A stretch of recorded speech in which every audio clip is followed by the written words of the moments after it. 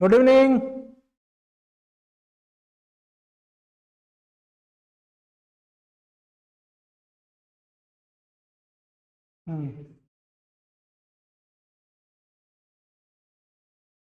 चलो हम लोग आगे बढ़ते हैं। कल हम सेफ फैक्टर में ले जाके क्लास को एंड किए थे ना। तो हम लोग देखते हैं कोलैप्स लोड के बारे में थोड़ा सा बात किए थे हम। अभी कोलैप्स लोड के बारे में और हम लोग बातें करेंगे। ठीक है। तो collapse load for standard, collapse load का मतलब क्या बताए थे कि जब हर एक हाँ बोलिए। रेक्टेंगुलर का सेफ फैक्टर नहीं लिखाए थे। रेक्टेंगुलर कैसे नहीं लिखाए थे जो 1.5? रेक्टेंगल और एस सेक्शन दोनों का 1.5 नहीं लिखाए थे। ड्राइव नहीं करने का है, रेक्टेंगल का एक ड्राइव कर दिए थे। नहीं, उसको देखो डायग्राम में भी लिखा है, कैसे नहीं लिखा है। इंक्रीजिंग ऑर्डर में जब लिखा है तो उसमें एच और रेक्टेंगल का लिखा है ना जो 1.5।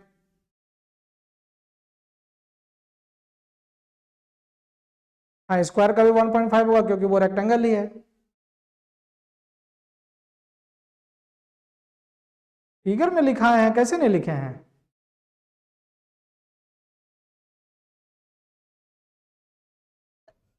रेक्टेंगल और एस सेक्शन दोनों देखो ऊपर नीचे बना हुआ है, स्क्रीनशॉट होगा तुम्हारे पास, देखो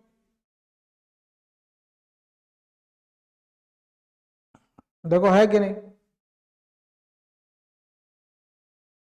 अच्छा,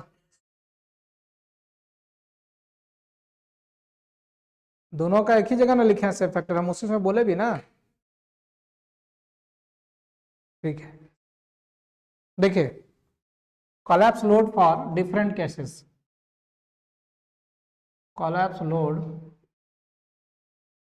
फॉर डिफरेंट केसेस। हम लोग अलग अलग केस में कोलैप्स लोड देखते हैं क्या होता है। ठीक है, तो सबसे पहले कोलैप्स लोड समझते हैं। कोलैप्स लोड हम कल बताए थे कि कोलैप्स लोड हम लोग उस कंडीशन को कहते हैं जब हमारा जो मेंबर है वो अपने उसका मेंबर का हर एक फाइबर जो है वो यील्ड स्ट्रेस पे चला जाए, है ना। और जब मेंबर का या क्रॉस सेक्शन का हर एक फाइबर अपने यील्ड पर रहेगा तो उस सेक्शन को हम लोग प्लास्टिक सेक्शन बोलते थे, है ना। और जब प्लास्टिक सेक्शन पे और कोई लोड अप्लाइड करेंगे हम लोग तो वो सेक्शन क्या हो जाएगा, फेल हो जाएगा, है ना, फेल हो जाएगा। बताए थे ना ये सब। और प्लास्टिक हिंज भी बताए थे। हाँ, अब हम लोग आगे बढ़ते हैं। ठीक है, अब देखो कि ये कोलैप्स लोड को डिफाइन करने के पहले कि कोलैप्स लोड तो ठीक है वो हम लोग जान गए थे, एक छोटा सा एग्जांपल भी दिया था मैंने उस पे बेस्ड। अब हम लोग कोलैप्स लोड किसी भी स्ट्रक्चर का निकालना चाहते हैं तो कैसे निकालेंगे उसके लिए कुछ हम लोग पहले बेसिक चीजें सीख लेते हैं, ठीक ना। एक टर्म होता है उसको बोलते हैं मैकेनिज्म। मैकेनिज्म क्या होता है पहले हम लोग इसको समझते हैं। मैकेनिज्म का मतलब समझना है कि ये जो है अनस्टेबल कंडीशन में है, ठीक ना। मैकेनिज्म का मतलब समझना है कि जो भी हमारा स्ट्रक्चर है वो अनस्टेबल कंडीशन में, मतलब अनस्टेबल स्टेट में है वो, है ना। तो मैकेनिज्म का मतलब क्या समझेंगे, the structure is in unstable state या अनस्टेबल कंडीशन। अनस्टेबल कंडीशन में हमारा स्ट्रक्चर है, ठीक है। अब इसको समझने के लिए हम लोग सिंपल सा एक हम लोग एग्जांपल लेते हैं हम लोग कि किस प्रकार से ये अनस्टेबल है। तो देखो मान लो कि यहाँ पर हमारे पास एक बीम है, ठीक है ना, ये बीम है और इस पे रोलर सपोर्ट है ना, ये रोलर सपोर्ट है। रोलर सपोर्ट में क्या होता है, जो सपोर्ट रिएक्शन होते हैं वो एक सपोर्ट रिएक्शन होता है सिर्फ, और जिस पे रोलर रखा रहता है उसके परपेंडिकुलर वो लगता है, ठीक है ना। रोलर सपोर्ट में क्या होता है कि एक ही रिएक्शन फोर्स लगता है, ये देखो ये रिएक्शन फोर्स लगेगा, एक रिएक्शन फोर्स, और ये जो रिएक्शन फोर्स होगा that reaction force will be perpendicular to the surface on which roller is capped, है ना। तो रोलर में एक ही रिएक्शन फोर्स लगता है। Number of reaction force two dimension के लिए मैं बात कर रहा हूँ, और 3 डायमेंशन में भी रोलर में एक ही लगता है, ठीक है ना। तो नंबर ऑफ रिएक्शन फोर्स क्या होता है, number of reaction force in roller condition क्या होता है, 1 होता है। और ये जो होगा perpendicular to the plane plane on which roller is capped. Roller को जिसके ऊपर रखेंगे वहीं पर हमारा एक रिएक्शन फोर्स लगेगा, मीन्स यहाँ पर भी एक रिएक्शन फोर्स लग रहा है, ठीक है ना। अब अगर कोई इस पे इस डायरेक्शन से फोर्स लगाता है, if anyone applied a force in this direction, कोई अगर इस डायरेक्शन में कोई एक अप्लाइड फोर्स लगाता है तो ये जो है पूरा आगे की तरफ चला जाएगा। क्यों चला जाएगा, क्योंकि इसको रिस्ट्रेन करने वाला कोई नहीं है। रिस्ट्रेन कहने का मतलब है कि इसको रोकने वाला कोई नहीं है ना, है क्या, कोई रोकने वाला नहीं है, इसलिए ये क्या होगा आगे की।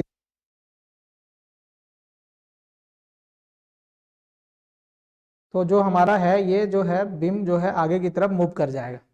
तो जब ये इस तरफ से मूव कर जाएगा तो ये अनस्टेबल है ना।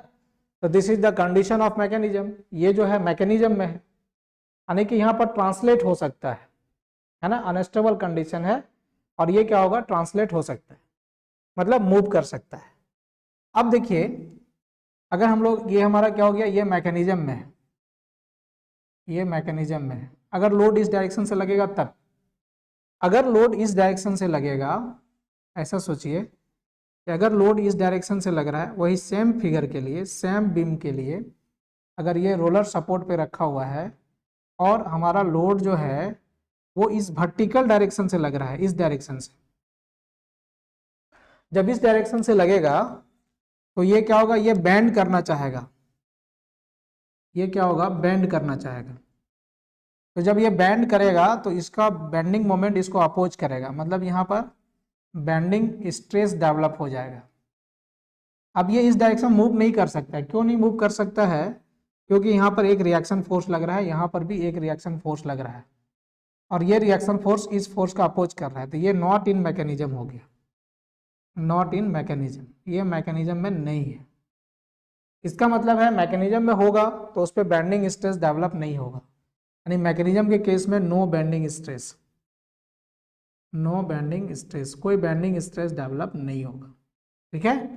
अगर हम चाहते हैं कि इसको एक मैकेनिज्म में लाएं तो इसको हम लोग किस प्रकार से एक मैकेनिज्म में ला सकते हैं, तो देखिए अगर कोई यहाँ पर क्या करे कि यहाँ पर ऐसा करे कि एक हिंज लगा दे, हिंज, अगर एक हिंज यहाँ लगा देंगे तो क्या होगा, ये बीम कुछ इस प्रकार से मूव कर जाएगा अपने आप, बेंडिंग स्ट्रेस डेवलप नहीं होगा। हिंज जहाँ होता है, हिंज पे क्या होता है, एट हिंज, हिंज पे हमेशा ध्यान रखिएगा, क्वेश्चन पूछता है ऑब्जेक्टिव क्वेश्चन स्ट्रक्चर के केस में, at hinge no bending moment, bending moment नहीं होगा, ये क्या होगा खुद से मूव कर जाएगा। ये लोड लगाओगे थोड़ा, इसका अपना लोड से भी मूव कर सकता है, या मान लो लोड लगा दिए तो ये जरूर मूव कर जाएगा, इस तरह से आ जाएगा, ये आ गया। ये फिर मैकेनिज्म के कंडीशन में है, this is in condition of mechanism, ये जो है मैकेनिज्म के कंडीशन में है। तो मैकेनिज्म मेरे, अच्छा नीचे यहाँ तक नजर आ रहा है जहाँ पेन रखें,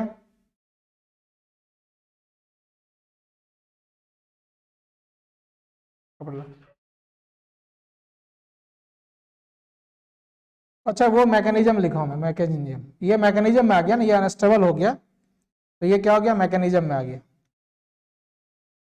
ये आ गया मैकेनिज्म में। अब ठीक है, अब देखिए यहाँ पर ये तो मैकेनिज्म समझ लिए। अब दूसरा एक टर्म और है जो बहुत पूछता है एग्जाम में, आप लोग ध्यान रखिएगा, ये स्ट्रेंथ ऑफ मटेरियल का ही पार्ट है लेकिन मैं यहाँ बता दे रहा हूँ, ठीक है ना। दूसरा टर्म है that is degree of indeterminacy, ठीक है, डिग्री ऑफ इनडिटर्मिनेंसी, डिटर्मिनेंसी, इसको हम ds से रिप्रेजेंट करेंगे। डिग्री ऑफ इनडिटर्मिनेंसी को डिफाइन करने के पहले हम लोग ये समझते हैं कि डिटर्मिनेंसी क्या होता है ना, या डिटर्मिनेंट स्ट्रक्चर क्या होता है, डिटर्मिनेंट स्ट्रक्चर, ठीक है। डिटर्मिनेंट स्ट्रक्चर को हम लोग डिफाइन कर रहे हैं, जैसे मान लेते हैं हमारे पास यहाँ पर एक बीम है, यहाँ पर एक रोलर सपोर्ट लगा हुआ है और यहाँ पर एक हिंज सपोर्ट लगा हुआ है। This is the simply supported beam. इस तरह के बीम को हम लोग सिंपली सपोर्टेड बीम बोलते हैं। दिस इज हिंज सपोर्ट, ये हिंज सपोर्ट है, हिंज सपोर्ट। हिंज सपोर्ट में अगर ये 2 डायमेंशनल है तो इसमें 2 नंबर ऑफ रिएक्शन लगते हैं, 2 रिएक्शन फोर्स लगता है, ठीक है ना। इफ हिंज इज 2 डायमेंशनल, अगर ये 2 डायमेंशनल फिगर है तो 2 आपका रिएक्शन फोर्स लगेगा, है ना। पहला रिएक्शन फोर्स जो होता है वो परपेंडिकुलर लगेगा, ठीक है। सपोज दिस इज R1 या V1 कर देते हैं परपेंडिकुलर के लिए, वर्टिकल के लिए। और दूसरा जो है एक हॉरिजॉन्टल लगेगा, दिस इज H1, ठीक है। और इस केस में तो मैंने बता ही दिया है कि क्या लगता है। इस केस में मैंने बताया है आपको कि आपका क्या होता है कि एक ही रिएक्शन फोर्स लगता है, वो सिर्फ वर्टिकल लगता है। This is roller support. Roller support को इस प्रकार से रिप्रेजेंट करते हैं, आप देख के समझ जाएंगे।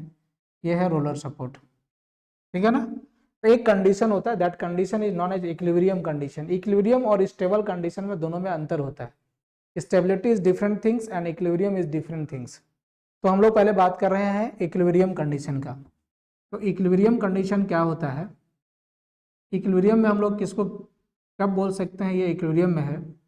हम लोग तब बोल सकते हैं कि ये इक्विलिब्रियम में है, a body is in equilibrium. Equilibrium 2-3 तरह का होता है, लेकिन अभी हम लोग सिर्फ इक्विलिब्रियम समझते हैं। A body is in equilibrium, एक बॉडी जो है वो इक्विलिब्रियम में रहेगा if net force on the body is zero. On the body is zero मतलब बॉडी पे लगने वाला जो फोर्स होगा हमारा वो जीरो होना चाहिए, नेट फोर्स। अब फोर्स किस किस डायरेक्शन में लग सकता है? फोर्स 3 डायरेक्शन में लग सकता है। एक एक्स डायरेक्शन में लग सकता है, एक वाई डायरेक्शन में लग सकता है, एक जेड डायरेक्शन में लग सकता है। यानी एफ एक्स लग सकता है, एफ वाई लग सकता है और एफ जेड लग सकता है। तो we have forces in 3 dimension, 3 dimension में फोर्सेस हो सकता है। लेकिन अभी जो हम फिगर ले रहे हैं ये 2 डायमेंशनल फिगर है, तो इसमें 2 ही डायमेंशन में फोर्स लगेगा। तो अभी 2 डायमेंशनल फिगर के लिए हमारे पास जो फोर्स होगा वो क्या क्या होगा? तो फोर्सेस हो जाएगा sigma F X equal to 0 and sigma F Y equal to 0। यानी कि फोर्स जो है इक्विलिब्रियम कंडीशन में होने के लिए नेट फोर्स जो है वो 0 होना चाहिए। तो नेट फोर्स 0 होने का मतलब क्या है कि जैसे मान लो कि ये इधर से फोर्स लगाएंगे तो ये मूव नहीं करना चाहिए, ठीक है। नेट फोर्स आपका 0 हो जाना चाहिए। दूसरा है कि अगर ऊपर से फोर्स लग रहा है तो भी मूव नहीं करना चाहिए, दोनों तरफ से मूवमेंट नहीं होना चाहिए। अगर कोई यहाँ फोर्स लगा दिया तो ये ऊपर चला जाएगा।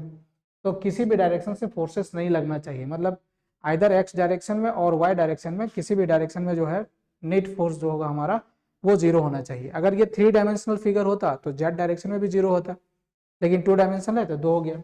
इसके अलावा क्या है? इसके अलावा ये है कि ये रोटेट कर सकता है। If we applied a load here P load लगा दिया यहाँ पर हम लोग। Suppose this is a distance of L/2, this is a distance of L/2। तो ये हम लोग का ये टोटल लेंथ L है, स्पेन लेंथ। तो यहाँ पर एक लोड लगा दिया P, तो फिर क्या होगा कि ये जो है ये बेंड करा सकता है इसको, या बेंडिंग हो सकता है, मोमेंट हो सकता है।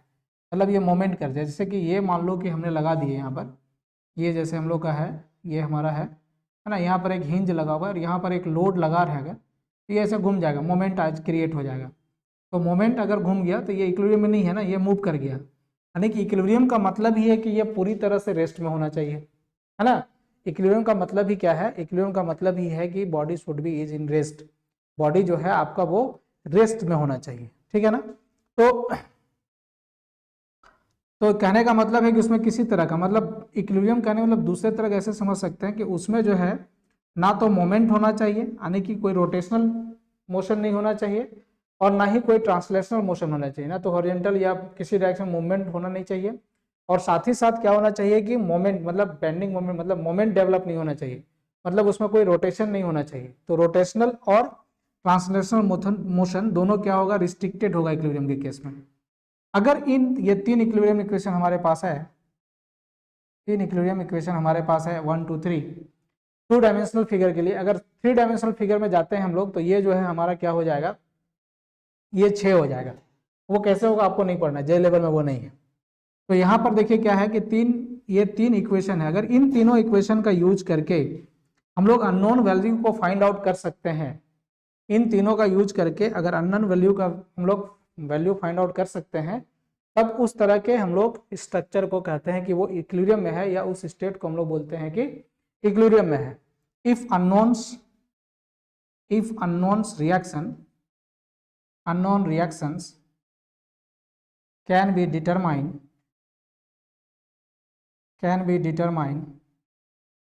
by the using of equilibrium equation,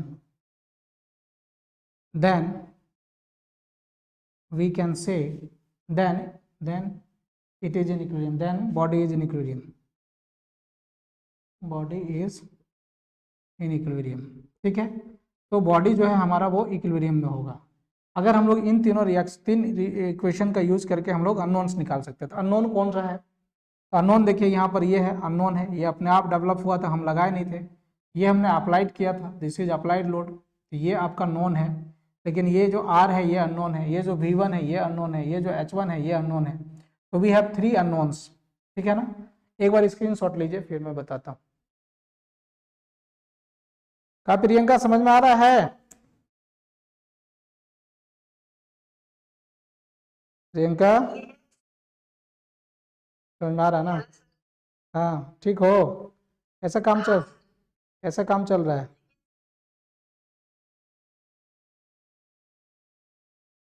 अभी तो मार्च आने वाला है।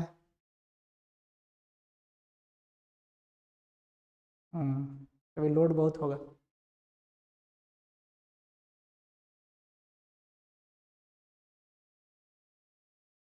अभी नहीं है लोड, ठीक है। अब देखिए, अच्छा इलेक्शन था वहाँ, हाँ हाँ मुखिया सब का नहीं। अभी झारखंड में शुरू होने वाला है।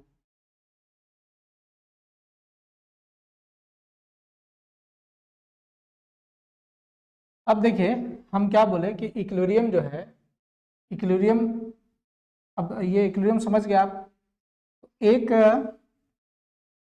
एक स्ट्रक्चर को हम लोग बोल सकते हैं कि वो डिटर्मिनेंट स्ट्रक्चर है अगर उस पर जितने भी अननोन्स हैं वो सारे अननोन्स को हम लोग जो है इक्विलिब्रियम इक्वेशन का यूज करके निकाल लें, ठीक है।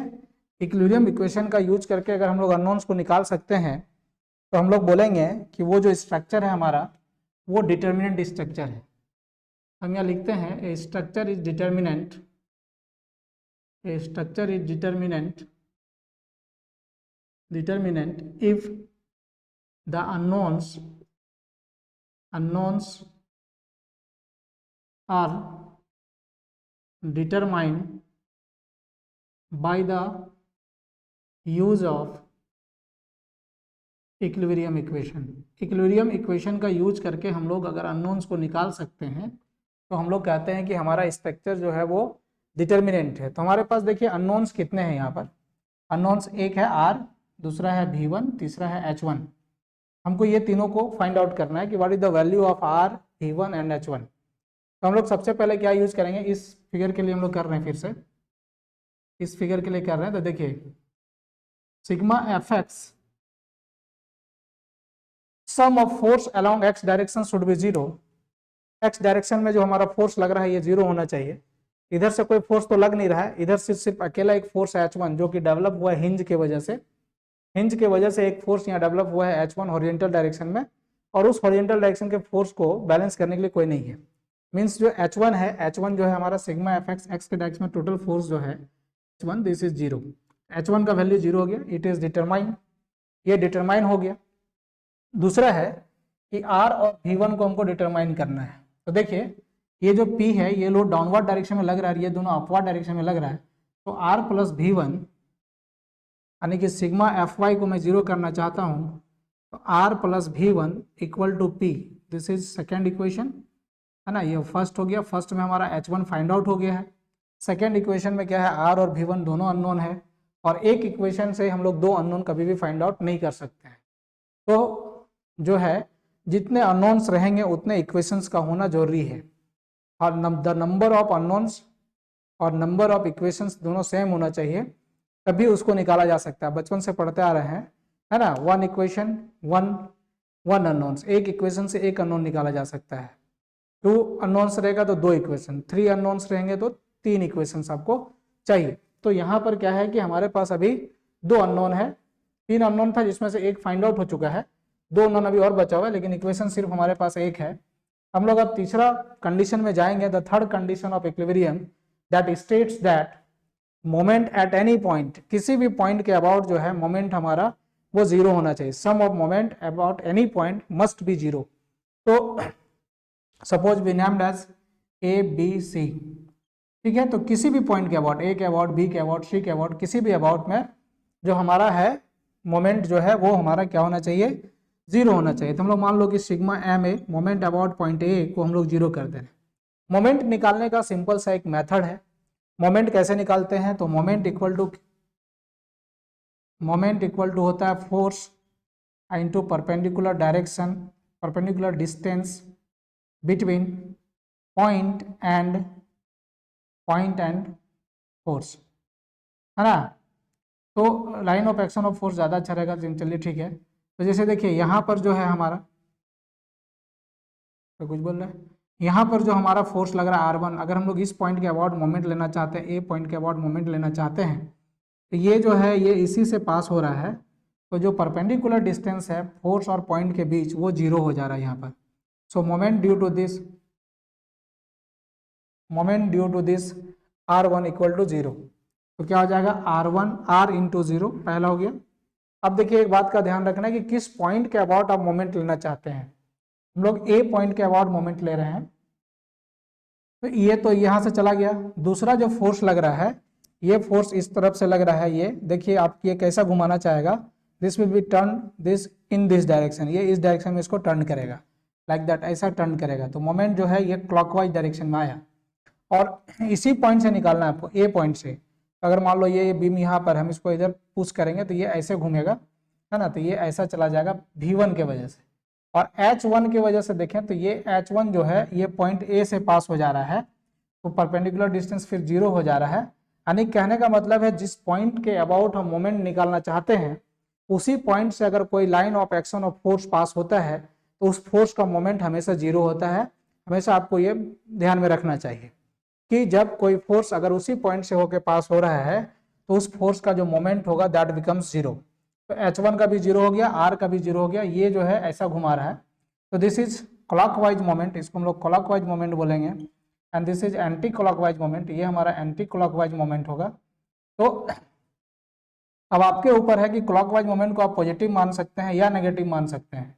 और एंटी, अगर इसको आपने क्लॉकवाइज को पॉजिटिव आपने एज्यूम किया है तो एंटी क्लॉकवाइज को नेगेटिव एज्यूम कीजिए। अगर आपने इसको नेगेटिव एज्यूम किया है तो इसको आप पॉजिटिव एज्यूम कीजिए, कोई कंफ्यूजन नहीं है ना। आपके इच्छा पर है कि आप कौन सा डायरेक्शन लेना चाहते हैं, आइदर क्लॉकवाइज और anti clockwise. If you take clockwise as a positive then anti clockwise should be in negative.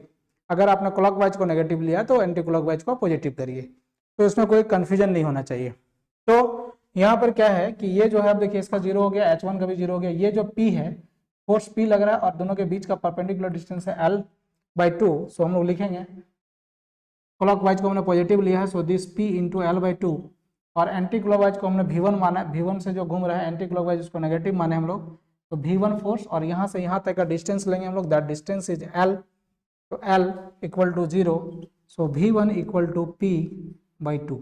तो V1 आ गया। इस V1 का वैल्यू अगर यहाँ रखते हैं हम लोग फ्रॉम टू में अगर रखेंगे तो R निकल जाएगा, R इक्वल टू P/2। तो देखिए जितने अननोन्स थे आपके इस इक्वेशन, इस स्ट्रक्चर में जितने भी अननोन्स थे वो सारे अननोन्स डिटरमाइंड हो गए। तो इस तरह के स्ट्रक्चर को हम लोग बोलते हैं डिटर्मिनेंट स्ट्रक्चर। अब डिटर्मिनेंट स्ट्रक्चर होने के लिए पहला ही कंडीशन है, क्या कंडीशन है, कि जितने अननोन्स होंगे उतने इक्वेशन होने चाहिए, है ना। The number of unknowns equal to number of equilibrium equation. जितना इक्विलिब्रियम इक्वेशन का इक्वेशन है उतना ही अगर अननोन है तो वो डिटरमाइन हो सकता है। अगर ऐसा हो जाता है कि अननोन्स जो है वो मोर देन अगर हो जाता है किससे, if unknowns becomes more than number of equilibrium equation, तो वो स्ट्रक्चर आपका क्या होगा, इनडिटर्मिनेट स्ट्रक्चर हो जाएगा। फिर आप उसको फाइंड आउट नहीं कर सकते। फिर उसको फाइंड आउट करने के लिए हम लोग कुछ दूसरा मेथड का यूज करते हैं, है ना, जिसको हम लोग कंपेटिबिलिटी इक्वेशन बोलते हैं। तो फिर हम लोग कंपेटिबिलिटी इक्वेशन से जाके उसको हम लोग सॉल्व कर सकते हैं, है ना। उसके लिए बहुत सारा है, ठीक है। स्ट्रक्चर आपको जे लेवल में नहीं पढ़ना है, इसलिए ज़्यादा टेंशन नहीं लेना है। अब देखिए यहाँ से अननोन्स निकल गया, तो these are known as structure is known as determinant structure. If unknown reactions cannot be determined with the help of equation of equilibrium,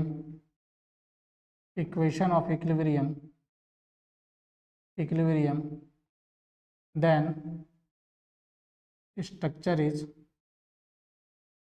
indeterminate structure. तब उस स्ट्रक्चर को हम लोग इनडिटर्मिनेट स्ट्रक्चर बोलेंगे। जैसे देखिए एग्जांपल इसका दिखाता हूँ मैं, है ना। जैसे ये हमारे पास है, ये हो गया, दोनों हिंज सपोर्ट है, बोथ सपोर्ट और हिंज सपोर्ट, और यहाँ पर लोड एक लग रहा है P।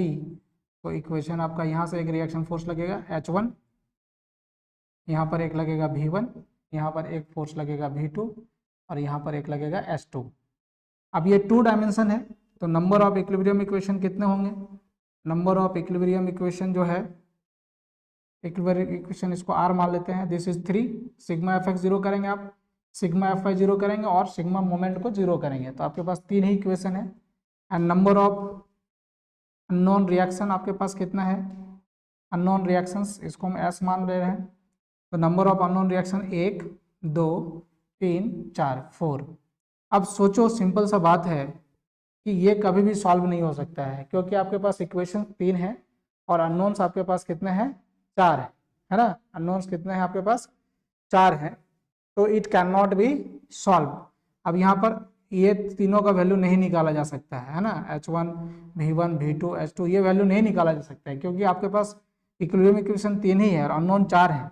अगर ये भी 3 होता, ये भी 3 होता, तो फिर क्या होता कि हम लोग इसको निकाल सकते थे। अगर हम चाहते हैं कि इसको डिटर्मिनेंट बना दें, है ना, इफ वी वांट, कि हम लोग ये चाहते हैं कि इसको डिटर्मिनेंट बना दें, तो हम लोग बना सकते हैं। देखिए कैसे बना सकते हैं। अगर हम लोग इस बीम में ऐसा करें, ये जो बीम है हमारा, जो हमारा ये था अभी, इस बीम को हम लोग ऐसा करें कि यहाँ पर लोड लग रहा है P, हम यहाँ पर एक हिंज लगा देते हैं, हिंज लगा दिए हम लोग, ठीक है। तो जब हिंज लगाए तो देखिए यहाँ पर क्या हो जाएगा, V1 H1 H2 V2। अब देखिए आपके पास 4 इक्वेशन हो जाएगा। कैसे इक्वेशन हो जाएगा? 3 इक्विलिब्रियम इक्वेशंस हो जाएंगे, और ये जो हिंज है जहाँ पर, वहाँ बेंडिंग मोमेंट होता है 0। तो यहाँ पर बेंडिंग मोमेंट किसी भी पॉइंट के अबाउट इधर से करेंगे या इधर से करेंगे, यहाँ पर बेंडिंग मोमेंट क्या होगा हमारा? 0 होगा। तो एक इक्वेशन यहाँ से आ गया, तो यहाँ 3 इक्विलिब्रियम इक्वेशन था, एक यहाँ से आ गया, 4 इक्वेशन हो गया। अब ये जो है हमारा स्ट्रक्चर, ये क्या हो गया? डिटर्मिनेंट स्ट्रक्चर हो गया। तो कहने का मतलब ये है कि एक डिटर्मिनेंट स्ट्रक्चर को हम लोग, इनडिटर्मिनेंट स्ट्रक्चर को हम लोग डिटर्मिनेंट बना सकते हैं, है ना। एक इनडिटर्मिनेंट स्ट्रक्चर को हम लोग डिटर्मिनेंट स्ट्रक्चर बना सकते हैं बाय प्रोवाइडिंग अ हिंज। हम लोग अगर एक हिंज प्रोवाइड कर देते हैं, तो फिर वो जो है डिटर्मिनेंट हो जाएगा। आगे हम लोग देखेंगे, पहले एक बार स्क्रीनशॉट लीजिए इसका।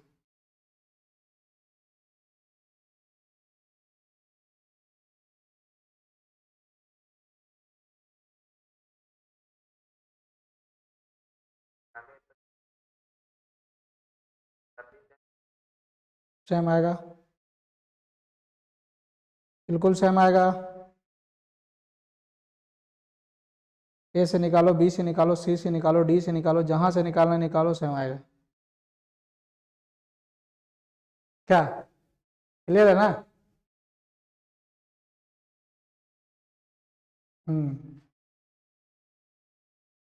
समझ में आ रहा है स्टिल?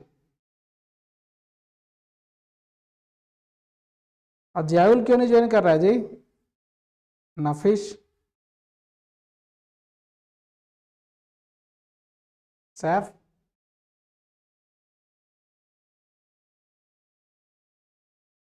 तो डांटो उसको।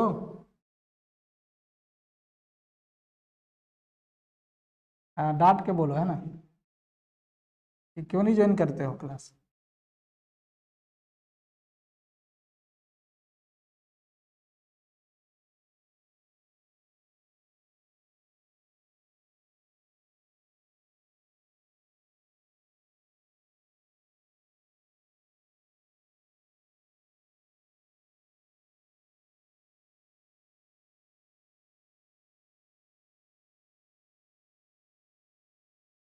अब देखो डिग्री ऑफ इंडिटरमिनेंसी का मतलब क्या हुआ, यहाँ पर नंबर ऑफ रिएक्शन से अननोन इक्वेशंस जो है, अननोन रिएक्शंस वो बढ़ गया था। तो डिग्री ऑफ इंडिटरमिनेंसी क्या होगा, डिग्री ऑफ इंडिटरमिनेंसी ds बराबर लिखते हैं हम लोग s माइनस आर, ठीक है, वेयर s बराबर हो गया नंबर ऑफ अननोन रिएक्शंस और r बराबर हो गया नंबर ऑफ इक्विलिब्रियम इक्वेशन के नंबर कितने हैं। अब अगर ये 4 है और ये 3 है तो डिग्री ऑफ इंडिटरमिनेंसी हो गया 1, है ना। अगर ये 5 है और ये 3 है, ये हमेशा 3 ही रहेगा प्लेन फिगर के लिए, 2 डायमेंशनल फिगर के लिए, तो डिग्री ऑफ इंडिटरमिनेंसी हो जाएगा 2, है ना। जैसे अभी हम लोग देख रहे थे उस केस में जो फिगर बनाए थे हम लोग, ये जो फिगर बनाए थे, इस फिगर के लिए हमारा डिग्री ऑफ इंडिटरमिनेंसी निकालना चाहेंगे हम लोग, तो क्या निकलेगा वो देखते हैं। एक रिएक्शन इधर लगेगा V2, इधर से H2, इधर से V1, इधर से H1, ये लोड लग रहा है P। तो यहाँ पर नंबर ऑफ अननोन रिएक्शन हो गया 1 2 3 4, ये प्लेन फिगर है, 2 डायमेंशनल फिगर है, तो R हो गए 3। सो ds इक्वल टू क्या हो जाएगा 4 माइनस 3, सो दिस इज 1, ठीक है ना। जैसे कि हम एक और फिगर बनाते हैं, दिस इज आर्च, इसको हम लोग आर्च बोलते हैं ना, है, ठीक है। यहाँ पर hinge supported arch, 2 hinge supported arch, 2 जगह हिंज से सपोर्ट किए हैं। तो नंबर ऑफ इक्वेशंस कितना हो जाएगा, यहाँ पर मान लो कि ये हो गया V1, इधर से हो गया H1, इधर से हो गया V2, इधर से हो गया H2, ये सब जानते हो तुम लोग, ठीक है। इस तरह का एक आर्च हमारे पास है। तो यहाँ पर अगर डिग्री ऑफ इंडिटरमिनेंसी को निकालना चाहेगा, 2 डायमेंशनल है ये, तो नंबर ऑफ अननोन्स हो गए 4 और -3, इक्वेशंस 3 ही होगा इक्विलिब्रियम का, sigma F X equal to 0, sigma F Y equal to 0 और m equal to 0। So this is degree of इंडिटरमिनेंसी,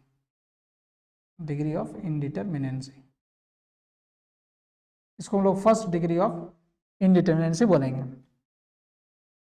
अब इसको हम चाहते हैं कि डिटर्मिनेंट बना दें, ठीक है ना। तो इसको हम लोग डिटर्मिनेंट कैसे बनाएंगे, तो देखिए यहाँ पर अगर हम लोग एक हिंज लगा दें, यहाँ पर अगर एक हिंज हम लोग लगा दें, ये यहाँ पर एक हिंज हमने लगा दिया, हिंज। तो हिंज लगाने का मतलब यहाँ पर है, हम लोग ऐसा बात कर रहे हैं क्योंकि हम लोग बात कर रहे हैं कोलैप्स लोड का। तो कहने का मतलब अगर एक हिंज फॉर्म हो जाता है, एक प्लास्टिक हिंज फॉर्म हो जाता है, तो वो सेक्शन क्या हो जाएगा, वीक हो जाएगा और वो क्या होगा, टूटने लगेगा। प्लास्टिक हिंज फॉर्म कब होता है, plastic hinge will be formed only when the all fibre of the cross section must go to yield. अगर उसका हर फाइबर स्ट्रेस यील्ड स्ट्रेस पे जा चुका है, जितना लोड लेना था वो ले चुका है, उसके बाद आप लोड लगाएंगे तो उस क्रॉस सेक्शन के अबाउट वो जो है ब्रेक कर जाए, ठीक है ना। उस क्रॉस सेक्शन के अबाउट जो है वो ब्रेक करना चाहेगा, या ब्रेक करने का मतलब है बेंड कर जाएगा, क्योंकि तो कहने का मतलब है ए statically इनडिटरमिनेंट structure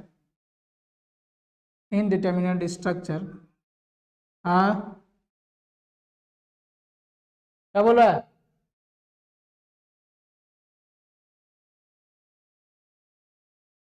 a statically indeterminate structure becomes statically determinant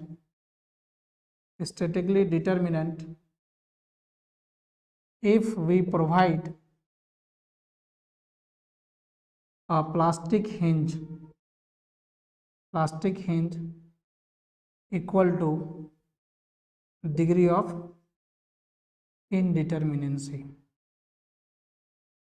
अगर हम लोग जितना डिग्री ऑफ इंडिटरमिनेंसी है, डिग्री ऑफ इंडिटरमिनेंसी इसका 1 है, अगर एक हम यहाँ प्लास्टिक हिंज लगा दें तो इसके अबाउट क्या होगा, मतलब हिंज एक लगा दे तो इसके अबाउट क्या होगा, बेंडिंग मोमेंट हमारा जीरो होगा, तो एक इक्वेशन यहाँ से और डेवलप हो जाएगा, तो ये डिटर्मिनेंट हो जाएगा।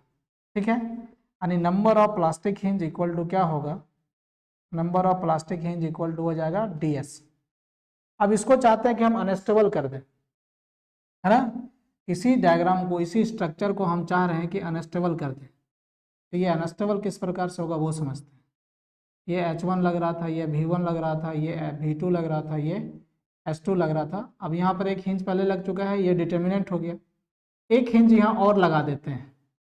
अब क्या होगा, ये मूव कर जाएगा, है ना, दो हिंज जब लग जाएगा तो ये क्या होगा, मूव कर जाएगा ना, मूव करने के कंडीशन में आ जाएगा। ठीक है ना, मूव करेगा कि नहीं, तो ये जो है मूव कर जाएगा। ठीक है, यानी कहने का मतलब थोड़ा दूर दूर लगाएंगे, थोड़ा सा नज़दीक दिख रहा है, तो ये थोड़ा सा अगर हम लोग यहाँ ताकत लगा दें तो ये क्या होगा, मूव कर जाएगा। तो ए स्टैटिकली डिटर्मिनेंट स्ट्रक्चर, अब जब ये मूव कर गया, ये क्या हो गया, अनस्टेबल हुआ कि नहीं, ये अनस्टेबल हो गया। तो अनस्टेबल होने का मतलब क्या है, मैकेनिज्म में चला गया। तो statically determinate structure goes to mechanism, या statically determinate structure formed mechanism,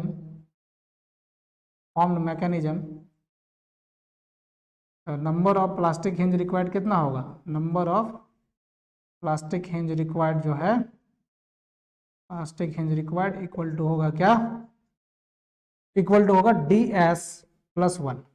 देखिए, आपको जब इसको डिटर्मिनेंट बनाना था तो जितना डिग्री ऑफ इनडिटर्मिनेंसी आया था उतना ही हिंज यहाँ लगा देंगे तो ये डिटर्मिनेंट हो जाएगा। अब इसको चाह रहे हैं कि हम अनस्टेबल कर दें, तो एक और हिंज लगा दीजिए, ये अनस्टेबल हो जाएगा। तो कहने का मतलब जितना डिग्री ऑफ इंडिटर्मिनेंस था उसमें से एक एक्स्ट्रा जोड़ के अगर हम लोग हिंज प्रोवाइड करेंगे तो ये अनस्टेबल हो जाएगा, यानी ये मैकेनिज्म में चला जाएगा।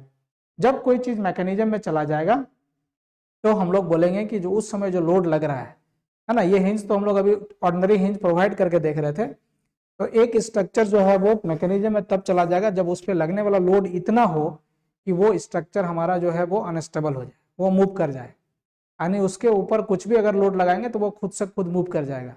Then such type of structure is known as in mechanism, वो जो स्ट्रक्चर होगा वो कहाँ हो जाएगा, मैकेनिज्म में हो जाएगा। यहाँ तक किसी को डाउट है?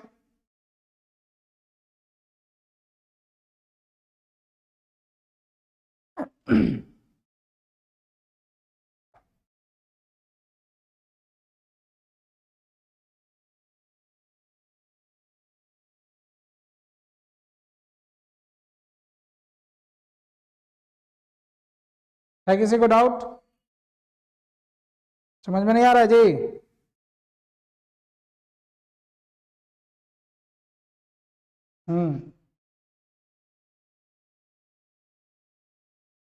देखो, अब इसको अरेंज कर दे,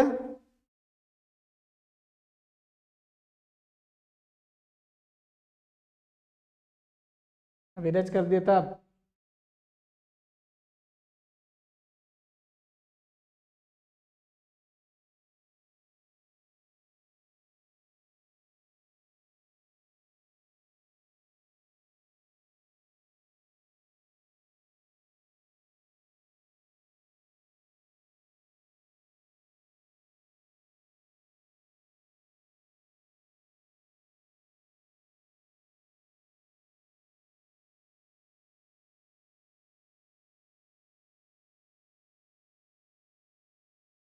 हाँ बोलिए।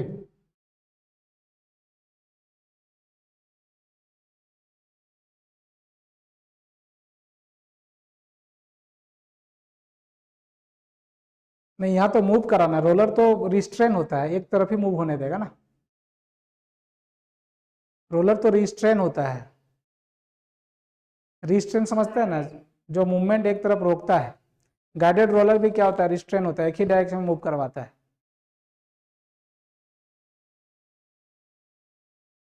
ठीक है, अब देखिए यहाँ एक है, उसको हम लोग बोलते हैं virtual work done, virtual work done.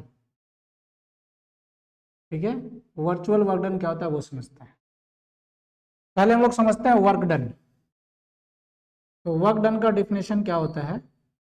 Work done का डिफिनेशन होता है कि, या वर्क का डिफिनेशन क्या होता है कि जब कोई एक पार्टिकल जो है वो मूव करे, है ना, फोर्स के डायरेक्शन में, तब उस फोर्स के द्वारा जो डिस्प्लेसमेंट हुआ है, अगर फोर्स के कारण कोई डिस्प्लेसमेंट होता है तो हम लोग उसको वर्क डन कहते हैं कि उस फोर्स के द्वारा यह वर्क डन किया गया है।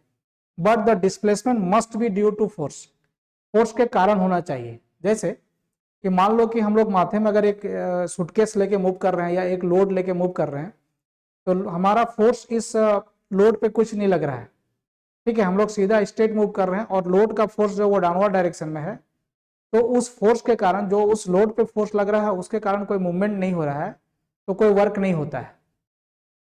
तो वर्क का डेफिनेशन ये है कि work is done when displacement takes place along the direction of force. जब किसी फोर्स के कारण फोर्स के डायरेक्शन में कोई डिस्प्लेसमेंट होता है, तब हम लोग कहते हैं कि वर्क हुआ। अगर नहीं होता है तो हम लोग बोलते हैं कि वर्क नहीं हुआ। तो वर्क डन का डिफिनेशन अगर लिखेंगे हम लोग या देखेंगे हम लोग, तो क्या होगा कि मान लो ये है हमारा, तुम लोग भी सोच रहे हो स्टील पढ़ा रहे हैं कि क्या पढ़ा रहे हैं। तो देखिए ये एक फोर्स है ना। अब ये जो है इस बॉडी को अगर मान लो यहां तक डिस्प्लेस कर दिया, ठीक है, और ये डिस्टेंस एस यहां से यहां ट्रेवल हो गया, तो कहेंगे कि वर्क हुआ। वीडियो लेक हो रहा है, हम रुके हुए हैं। अच्छा, आ गया रे अंकित, देखो क्या हो रहा है।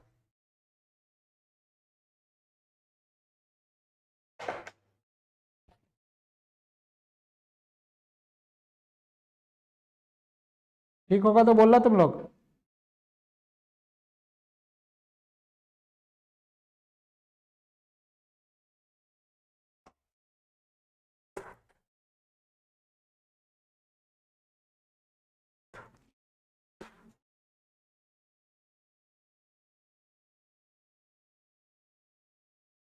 मूव कर रहा है अभी, ठीक है।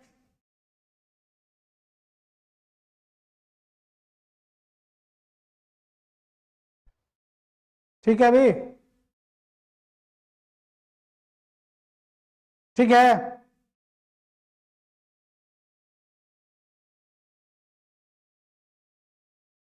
नहीं है ठीक तो बोलोगे ना जी कि ठीक हो गया सर।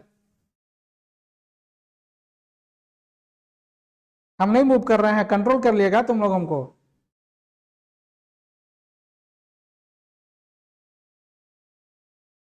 लेकिन यहाँ तो मूव हो रहा है, यहाँ तो ठीक है।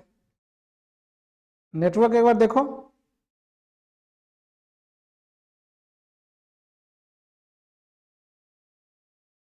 एक बार कट करके ज्वाइन कर लो ना, ठीक है।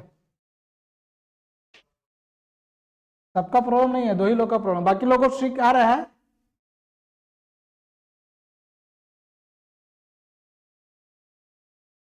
ठीक है, चलो ऐसे तुम लोग मतलब जब कभी कभी लगता है कि अब थक गए पढ़ के, तो तुम लोग ऐसे बोलता नहीं।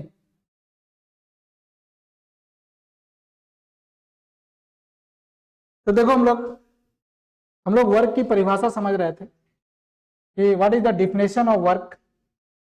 तो वर्क डन का मतलब क्या है?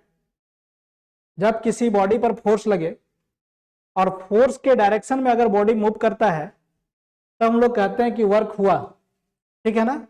और मैथमेटिकली वर्क को इस प्रकार से डिफाइन किया जाता है, जो आप लोग बचपन से 6, 7 क्लास 8 क्लास से पढ़ रहे हैं, force into displacement, but displacement must be along the direction of,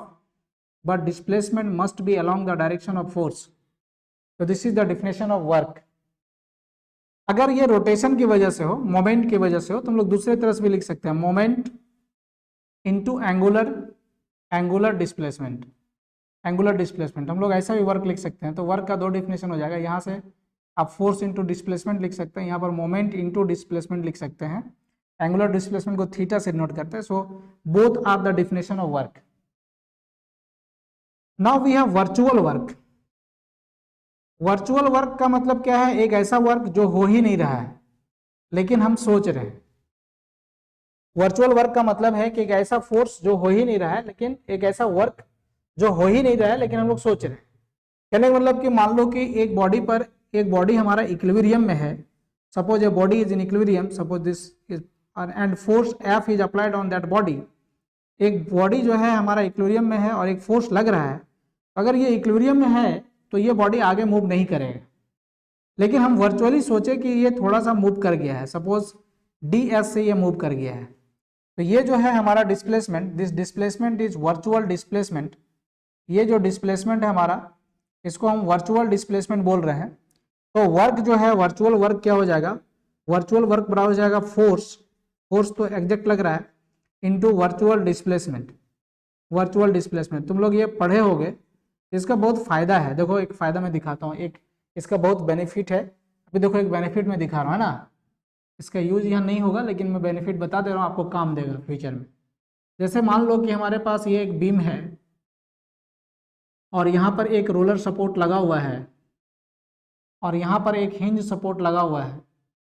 एक रिएक्शन फोर्स इस डायरेक्शन में लगेगा, सपोज R1, और एक रिएक्शन फोर्स इस डायरेक्शन में लगेगा R2, और इस डायरेक्शन में एक फोर्स लग रहा है H1। हमको R1 और R2 निकालना है, ठीक है ना। तो देखो वर्चुअल वर्क के सहायता से हम लोग इसको कैसे निकाल सकते हैं। तो हम लोग मान लिए इस R, या एक लोड भी यहाँ लग रहा है P, अभी हम लोग इसको निकाले थे, है ना। इसको हम लोग दूसरे तरीके से देख रहे हैं, how we can determine the reaction force, है ना, फॉर द डिटरमिनेट स्ट्रक्चर, ठीक है, with help of virtual work done. तो देखो एक वर्चुअल वर्क डन का प्रिंसिपल है, उस प्रिंसिपल को हम लोग यहाँ लिख लेते हैं, फिर इस क्वेश्चन को सॉल्व करते हैं। तो principal of virtual work done, principal of virtual work done, ये क्या कहता है वो समझ लेते हैं हम लोग। ये कहता है कि work done by internal force, work done by internal force, internal force must be equal to work done by external force, work done by external force, है ना। Principle of virtual work done कहता है कि work done by internal force must be equal to work done by external force, या फिर कहता है, या इसी को हम लोग दूसरे तरीके से लिखें, the sum of work by internal and external force, external force will be zero, will be zero. कहने का मतलब work done by external force plus work done by internal force summation will be zero. मतलब ये है कि अगर external को हम लोग पॉजिटिव माने, इंटरनल को नेगेटिव माने, तो W external equal to W internal हो जाएगा, जो हमने ऊपर लिखा है, पहले यहाँ लिखा है, यहाँ पर लिखा है। अब हम चाहते हैं कि वर्चुअल वर्क डन का यूज करके हम रिएक्शन फोर्स को निकाल लें। तो देखिए कैसे निकालेंगे। हम लोग मान लेते हैं कि ये जो है इस फोर्स के वजह से ये थोड़ा इस तरह से मूव कर गया है, ऊपर की तरफ डिस्प्लेस हो गया है।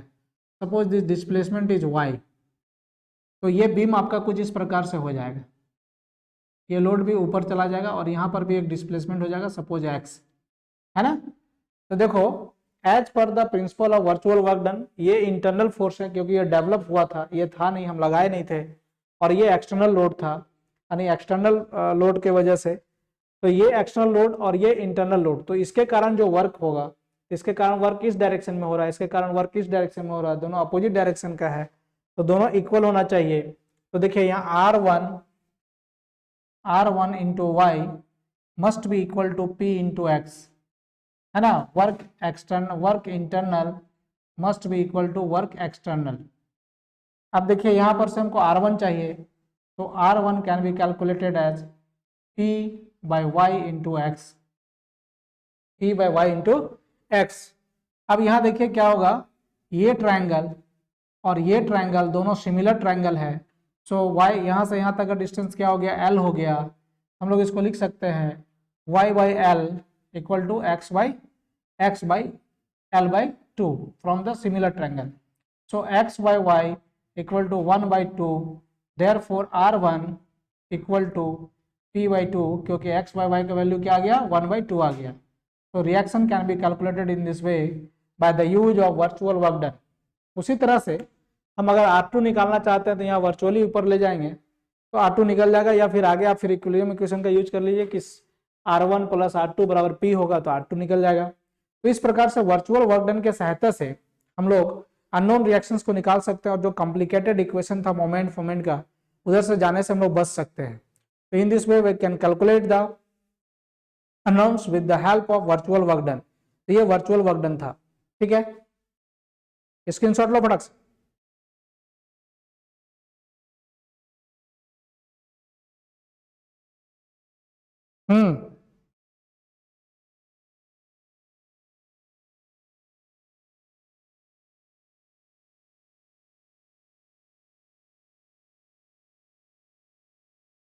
वर्चुअल है, कुछ भी कर लो, हमने y मान लिया था, देखो x मान लिया, ये y हुआ तो ये अपने आप कुछ ना कुछ हो जाएगा। अगर ये y ऊपर जाता है तो यहाँ पर भी कुछ ना कुछ तो हमारा फिगर ऊपर जाएगा। तो y ये वर्चुअल है, ये हुआ ही नहीं, मतलब हम लोग सोच रहे हैं इसे। कुछ भी एज्यूम कर लीजिए, आप इसको 4 एज्यूम कर लीजिए, तो ये x का मान वैल्यू निकालना पड़ेगा, वो सिमिलर ट्रायंगल से निकलेगा, आंसर वही आएगा।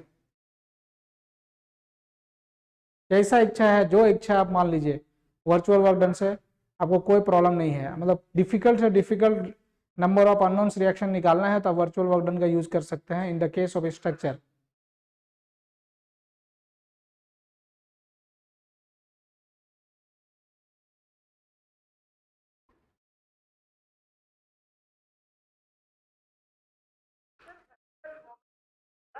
नहीं, वर्चुअल मोमेंट नहीं निकलेगा, उसका जरूरत ही नहीं पड़ेगा यहाँ।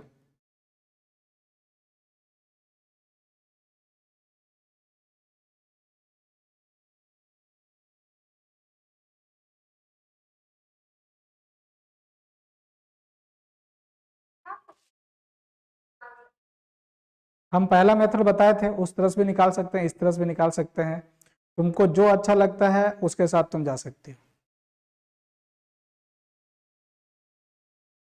ठीक है ना, किसके साथ जाना है तुमको?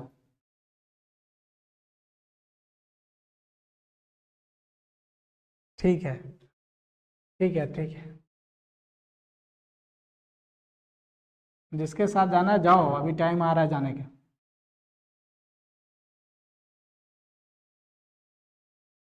अभी देखिए,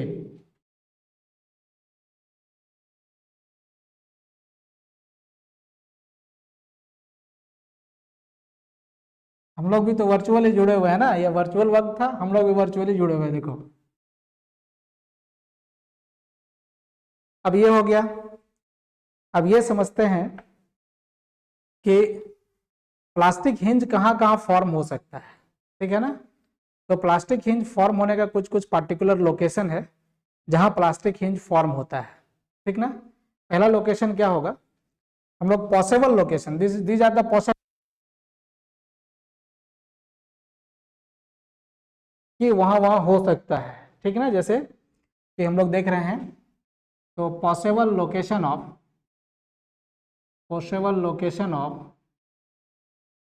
फॉर्मेशन ऑफ प्लास्टिक हिंज कहाँ कहाँ फॉर्म होगा, उसका एक पॉसिबल लोकेशन हम लोग समझ लेते हैं। इससे क्या होगा कि आपको क्वेश्चन बनाने में थोड़ा सा थोड़ा अच्छा लगेगा, मतलब आपको आसानी हो जाएगा, आराम से आप सॉल्व कर सकते हैं। तो पहला लोकेशन ये होगा कि जहां बेंडिंग मोमेंट सबसे मैक्सिमम होगा वहां पर प्लास्टिक हिंज फॉर्म हो सकता है। तो पहला पॉइंट ये लिखेंगे, eight the point of maximum bending moment, जहां पर बेंडिंग मोमेंट मैक्सिमम होगा वहां पर एक फॉर्म हो सकता है। पहला हो गया, ये पॉसिबिलिटी है ना, ये पॉसिबिलिटी है, उसको कंफर्म करना पड़ेगा हम लोगों को, ठीक है ना, but this is the possibility, यहां पर ये हो सकता है। दूसरा पॉसिबिलिटी है at rigid joint, rigid joint, rigid joint पे हो सकता है, मतलब कह सकते हैं that is at fixed joint, जहां पर फिक्स्ड ज्वाइंट होगा वहां पर पॉसिबिलिटी है कि एक जो है वहां पर हमारा प्लास्टिक हिंज का फॉर्मेशन हो सकता है ना। तीसरा क्या हो सकता है, तीसरा हो सकता है the point at which point load act, जहां पर पॉइंट लोड एक्ट करेगा वहां हो सकता है, लेकिन वह पॉइंट लोड फ्री एंड पे नहीं होना चाहिए। मतलब जैसे ये है ना, कैंटिलीवर बीम अगर है, यहां पर पॉइंट लोड लग रहा है तो यहां नहीं होगा, है ना। But point load should not be at free and पे नहीं होना चाहिए। अगर फ्री एंड पे पॉइंट लोड है तो फिर नहीं होगा। चौथा ये होगा जहां क्रॉस सेक्शन चेंजेज होंगे, है ना, जहां पर क्रॉस सेक्शन चेंज होगा वहां हो सकता है। जैसे ये हमारा एक बीम है, फिक्स्ड बीम है ना, इसमें क्या हुआ कि इस तरह का हमारे पास जो है बीम, वो यहाँ पर क्रॉस सेक्शन चेंज हो गया है, ये क्रॉस सेक्शन यहाँ पर चेंज हो गया, तो वेयर क्रॉस सेक्शन चेंजेस, जहाँ क्रॉस सेक्शन चेंज होगा वहाँ पर हो सकता है। पांचवा है where material changes, where material changes, अगर मटेरियल चेंज हो जाएगा तो भी वहाँ पर हो सकता है। पॉसिबिलिटी है, दीज आर द पॉसिबिलिटी, है ना, हो सकता है, नहीं भी हो सकता है, ये पता नहीं। अगर मान लो ये कॉपर है, ये मान लो कि स्टील है, तो यहाँ पर हमारा क्रॉस सेक्शन चेंज हो, सॉरी मटेरियल चेंज हो रहा है, तो यहाँ पर ये होन्स प्लास्टिक हिंज बन सकता है। पॉसिबिलिटी ऑफ प्लास्टिक हिंज है, यहाँ पर क्रॉस सेक्शन चेंज हो रहा है तो यहाँ पर प्लास्टिक हिंज बन सकता है ना, प्लास्टिक हिंज का फॉर्मेशन यहाँ पर हो सकता है। तो ये है, ये सब पॉसिबिलिटी है। अब क्या है, हम लोग एक कोलैप्स लोड निकाल के देखते हैं, ठीक ना। तो कोलैप्स लोड निकालते हैं, कोलैप्स लोड, तो कोलैप्स लोड निकाल के देखते हैं हम लोग। कोलैप्स लोड क्या होगा, वह लोड होगा जिसपे हमारा स्ट्रक्चर जो है वो मैकेनिज्म में चला जाएगा, है ना। कोलैप्स लोड वह लोड होगा जिसमें हमारा स्ट्रक्चर जो है वो मैकेनिज्म पे चला जाएगा, है ना। मैकेनिज्म पे जाना जरूरी है। मैकेनिज्म कौन सा कंडीशन है, मैकेनिज्म वह कंडीशन है जिसमें बॉडी जो है वो अनस्टेबल हो जाता है। तो एक कोलैप्स लोड वह लोड होगा, वह मैक्सिमम लोड होगा जिसपे हमारा जो है स्ट्रक्चर जो है वो किस पे चला जाएगा, मैकेनिज्म में चला जाएगा, है ना। तो एक हम लोग क्वेश्चन करके देखते हैं कि किस प्रकार से हम लोग कोलैप्स लोड को निकाल सकते हैं। कोलैप्स लोड निकालने का दो मेथड है, हम उसके बारे में बाद में डिस्कस करेंगे कि वो कौन सा मेथड है। लेकिन मान लेते हैं हमारे पास ये हमारे यहाँ पर एक लोड P लग रहा है और इसके लिए हमको कोलैप्स लोड निकालना है कि इसका कोलैप्स लोड क्या हो सकता है। And this load is act at the mid point of the beam, beam के मिड पॉइंट पे मान लो ये लोड हमारा लग रहा है, सपोज दिस, ठीक है, suppose this is point A, this is point B and this is point C. तो कोलैप्स लोड निकालने का हमारे पास दो मेथड है। अभी हम जिस मेथड से बात करें इसको बाद में बताएंगे कौन सा मेथड कहते हैं, लेकिन हम लोग समझते हैं कि इस स्ट्रक्चर को कोलैप्स होना है, यानी इस स्ट्रक्चर को अनस्टेबल होना है। तो ये अनस्टेबल किस प्रकार से होता है वो हम लोग को समझना पड़ेगा। तो ये देखिए कि एक्स डायरेक्शन में लो,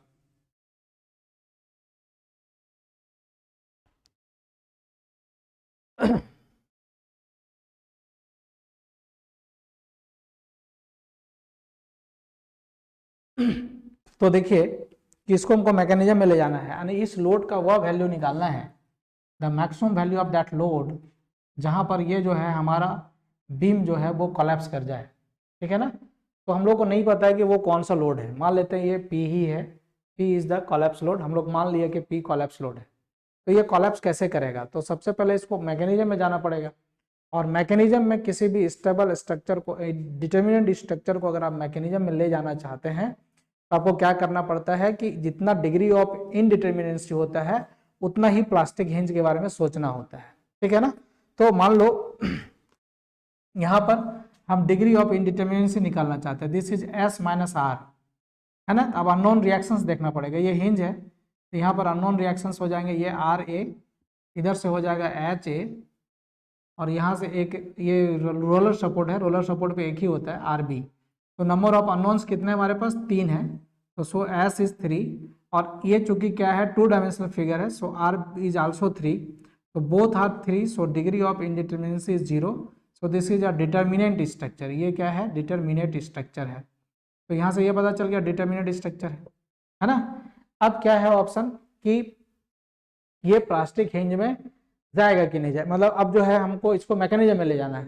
तो ये डिटर्मिनेट स्ट्रक्चर है, तो डिटर्मिनेंट स्ट्रक्चर को हम लोग इनडिटर्मिनेंट को अगर डिटर्मिनेंट बनाना चाहते हैं तो हम लोग क्या करते हैं, हम लोग क्या करते हैं इनडिटर्मिनेंट को अगर डिटर्मिनेंट बनाना चाहते हैं तो जितना डिग्री ऑफ इनडिटर्मिनेंसी होता है उतना ही प्लास्टिक हिंज देते हैं। लेकिन अगर कोई स्ट्रक्चर ऑलरेडी डिटर्मिनेंट है और उसको हम चाहते हैं कि मैकेनिज्म में ले जाएं, अनस्टेबल करें, तो जितना डिग्री ऑफ इनडिटर्मिनेंसी है उतना ही प्लास्टिक हिंज लगाते हैं।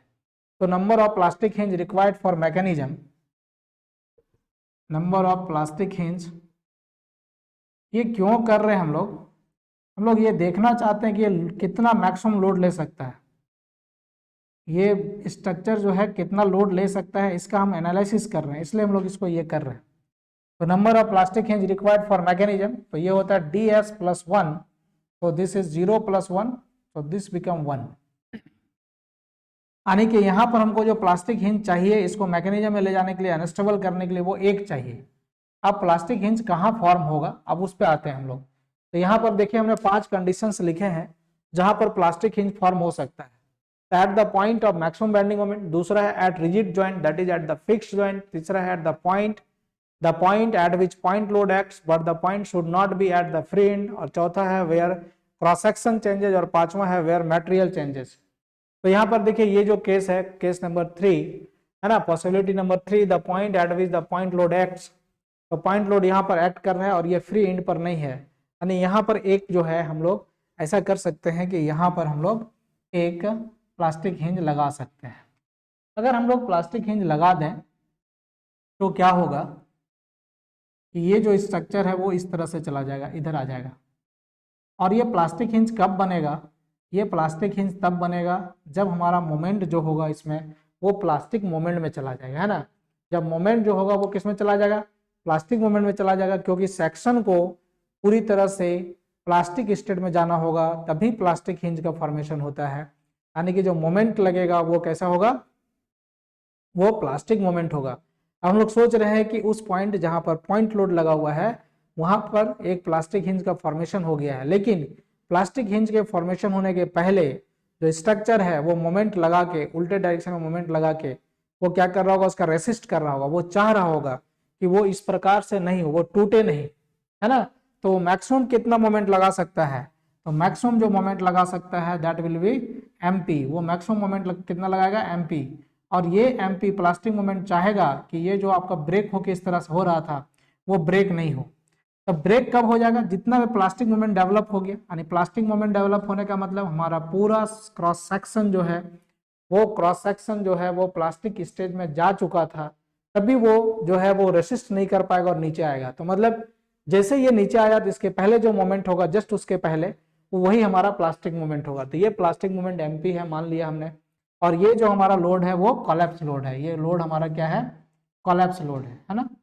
तो अब क्या है, ये mp चाहेगा कि ऐसा नहीं हो, लेकिन अभी हम लोग सोच रहे हैं कि वर्चुअली ये जा चुका है ऐसा, है ना, ये डिस्टेंस y यहाँ तक ट्रेवल कर चुका है virtually, so that makes angle theta, ये भी एंगल थीटा बनाएगा। अब जो है ये क्या है, सिंपली सपोर्ट है ना, ये सिंपली सपोर्ट है, तो जहां सिंपली सपोर्ट होता है वहां पर क्या होता है, बेंडिंग मोमेंट होता है 0। तो बेंडिंग मोमेंट 0 आने के यहाँ mp होगा 0, प्लास्टिक मोमेंट भी नहीं होगा जब बेंडिंग मोमेंट नहीं है। क्यों नहीं होगा, इसीलिए नहीं होगा क्योंकि वो आसानी से नीचे मूव कर जा रहा है, तो क्यों होगा, है ना। प्लास्टिक मोमेंट का फॉर्मेशन वही होगा जहाँ रेसिस्टेंस होगा, वहाँ रेसिस्ट है ही नहीं। अगर ये हम लोग हिंज लगा के रखे हैं तो इसको हम लोग छोड़ेंगे जैसे मूव कर जाएगा, तो यहाँ पर तो मोमेंट लग ही नहीं रहा है, ये 0 हो गया।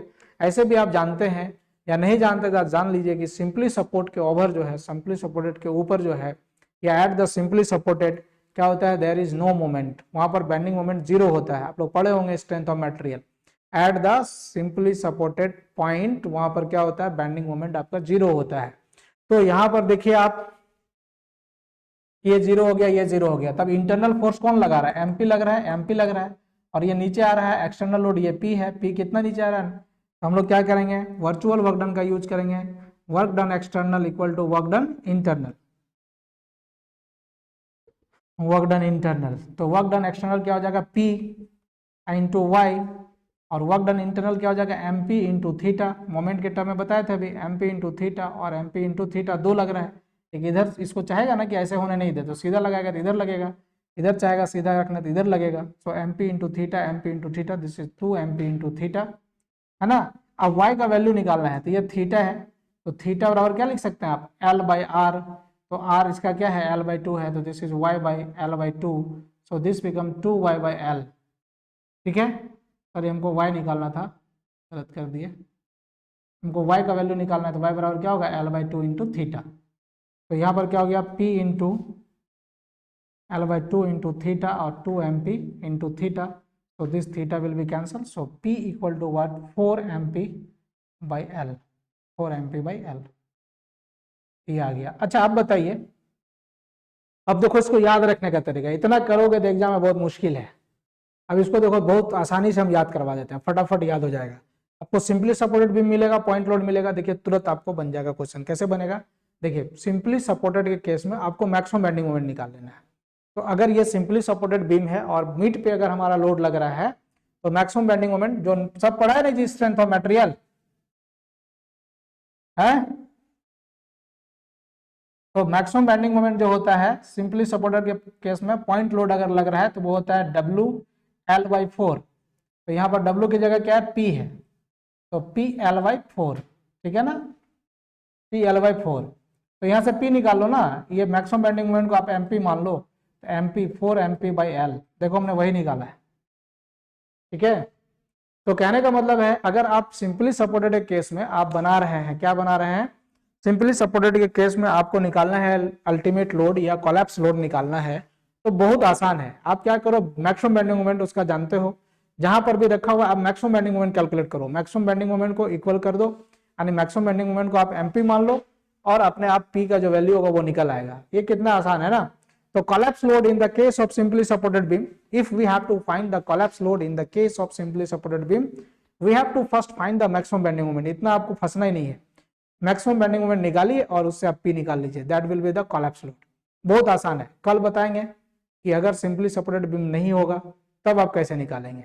आज इतना ही रखते हैं, आज के लिए सबको शुभ रात्रि रहेगा।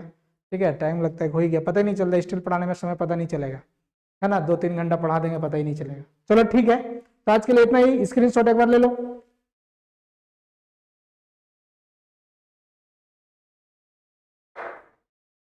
हाँ,